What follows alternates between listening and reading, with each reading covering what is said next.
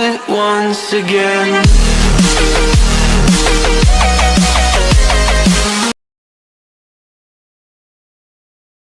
Hi, ako pala si Ann Maluga, isang OFW dito sa bansang Malaysia.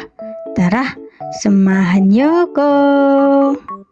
So, ayun na nga mga kabalugs. Kung alam niyo na kung anong niluluto ko, comment niyo naman. So, eto, dito ko rin ding natutunan to. Wala naman kasi dun sa amin na ganito. Siyempre, kalulutarunggo. So, ayun na nga mga kabalugs. Sa puntong ito, nilagyan ko na ng white pepper. Salt. Then, mix, mekos lang natin yan mga kabalugs. Hanggang maluto ang ating breast chicken. Opo, breast chicken po ang gamit natin for today's recipe. Mekos lang po natin yan mga kabalugs hanggang medyo tostado ang gusto kasi ng amo ko dito. Then po mga kabalugs, pag ganyan na po, medyo golden brown, yan lagay natin po yung mushroom. White mushroom po ang gamit ko dito mga kabalugs. Yan, gusto po kasi ng amo ko yung mushroom. Parang favorite niya ata. Halos lahat ng niya, pinapalagyan niya ng white mushroom.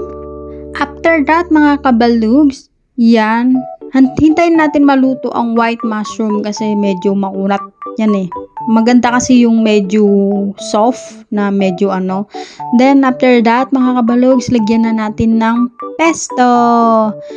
Yan po ay basil. Basil po ang pesto. Pero yung gamit ko, with cheese na po yan, with olive oil. Pero nabibili lang po yan sa supermarket. Opo, nabibili lang po yan. Hindi po kasi ako nag-homemade kasi di naman sila bumibili ng mga basil leaves. Pwede ko namang gawin. Bakit hindi? So, ayan po ang gamit ko. Siyempre, taktak natin yan. Sayang yung nasa kutsara. Diba, mga kabalug? Sinong gumagawa ng ganun? Kasi ako, ganun Tapos, after that, mga kabalug, lalagyan na natin yung pasta. Opo, habang nagluluto po tayo ng sauce is binoil ko na po ang pasta natin. Sa puntong ito, mga kabalug, is nasa low heat lang po. At plating na mga kabalugs. So, diba? Look like Italian spaghetti, diba? Pwede na tayong tayo na resto, charot. At yan lang po mga kabalugs for today's video. Maraming salamat po sa panonood at nasayang ko na naman po ang 3 minutes ng araw nyo. Bye-bye! Bukas ulit!